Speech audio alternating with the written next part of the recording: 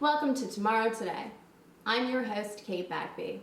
Each week, we'll cover the most relevant sustainability news from around the globe, so you can be the most knowledgeable person at the water cooler, which will pair nicely with your refillable water bottle.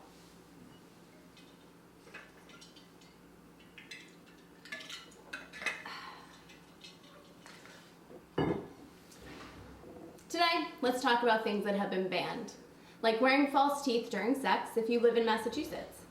But that's all we will be talking about when it comes to sex or dentures for this episode. I'm sorry to disappoint you this early on. I know you wanted to hear more about dentures. Not today. Let's talk about some recent bans. California just became the first state to ban the use of animal furs.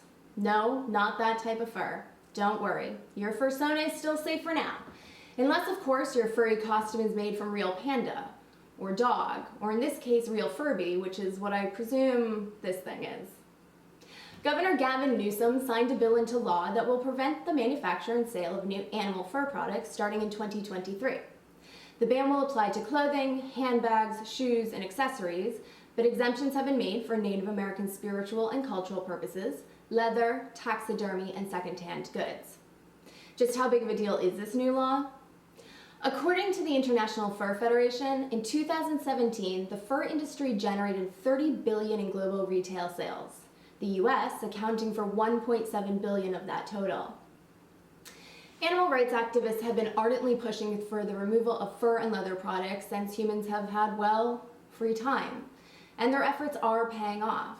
Many fashion houses and high street brands, including Stella McCartney, H&M, Prada, Coach, Burberry, Gucci, Zara, Versace, Ralph Lauren, Urban Outfitters, I think you can see where I'm going with this, and many more have already banned the use of fur in their collections.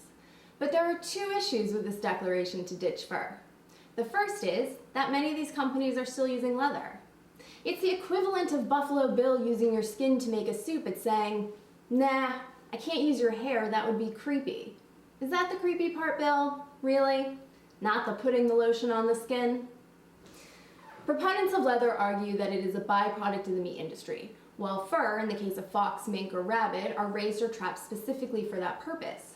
Does using more than one product from an animal clear up any of that moral ambiguity? I think not. Now, let's talk about the second reason the ban on fur might not be as idyllic as we all hope. If you don't wear anything that resembles fur, then you're off the hook, quite literally. Sustainable clothing companies are coming up to speed with new textiles, but that doesn't mean the system is working yet. Faux furs are overwhelmingly made from synthetic polymeric fibers. What are those, you ask? Plastic. They are plastic, and made from non-renewable resources such as petroleum. Now, I know what you're thinking. It's better to use the remains of dead dinosaurs than the coats of living animals. I mean, after all, what have the dinosaurs done for us lately? Fluffy just wants to munch on your garden. Who cares how much time, effort, and money you've invested in those veggies? Look how cute he is. Just look at him. But here's the thing about that faux fur. You might be killing Fluffy and his friends with your faux fur addiction. Do you want to kill Fluffy? Because it's made from plastics, that means that faux fur coat you wear for a season or two will never break down. It might dissolve into smaller and smaller pieces, but the plastic will still be there. It will shed, eventually ending up in Fluffy's water supply. He'll drink it up, and then slowly die with a stomach full of plastic. Do you want to be responsible for that? The Ocean Conservancy estimates that plastic has been found in 60% of seabirds and 100% of sea turtles. Growing evidence points to the extinction of various animals due to plastic ingestion. Will Fluffy be next? Not to mention, humans now ingest on average a credit card size worth of plastic each week. Each week! I don't know about you, but when I go out for dinner, I always order a side of plastic with my meal. Nothing tastes better than plastic. You know what? Just stay in. Just stay in and cook yourself up a big old pile of plastic. There's a color and texture to satisfy every family member. Speaking of dinner, let's look at what else has been banned recently. Plastic tablewares. France became the first country to ban disposable plastic cups and plates. Don't get me wrong, this is great. But when I think of France, I think of cafes with perfectly curated plates, a selection of fine cheeses, wine from a local farm poured into a glass, not some backyard barbecue with red Solo cups and Patricia's version of potato salad on plastic plates. No one wants that much mayo, Patricia. No one. And why are there raisins in it? Don't get too excited yet. The new law requires disposable tablewares to be made from 50% biologically sourced materials by January 2020, meaning they have to be compostable. That leaves a lot open to interpretation, as many compostable bioproducts have to be in the perfect environmental conditions to break down. By 2025, the number is set to rise to 60%. So the question is, are they pushing for 100%, and if so, by when?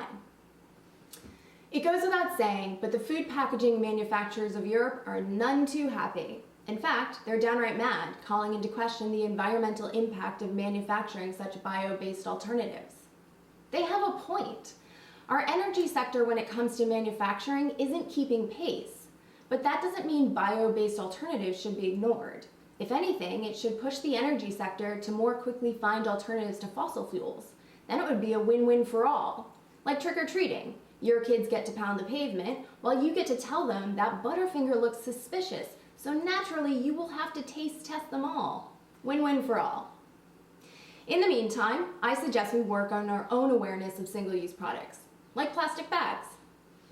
Speaking of, according to the New York State Department of Environmental Conservation, New Yorkers use an estimated 23 billion plastic bags annually, but no more.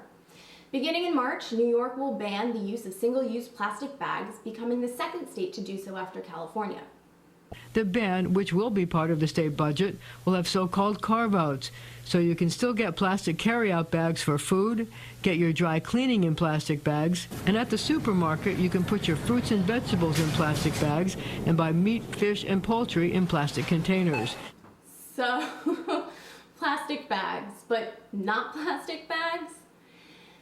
New Yorkers on average eat out or get takeaway 58% of the time. So shouldn't we be addressing all those takeaway bags as well? And before you blame this on millennials, turns out that Gen Xers spend more at restaurants and takeout than any other generation. Finally, our turn in the spotlight is coming to an end. Now we can start pointing the fingers at Xers. Banning single-use plastic retail bags is a step in the right direction, but the New York bill stopped short of providing allowances for dry cleaning, takeaway, and prepackaged bulk plastic bags, among others. How do prepackaged bulk single-use plastic bags get an exemption? I want to know who lobbied for their inclusion. Here's the issue. At the end of the day, by 2050, scientists estimate there will be more plastic than fish in the ocean. In New York, 50% of those flimsy bags end up in landfills and waterways. Those that are sent to be recycled can't be. $12.5 billion of taxpayers' money is spent on disposing of plastic bags in New York City alone.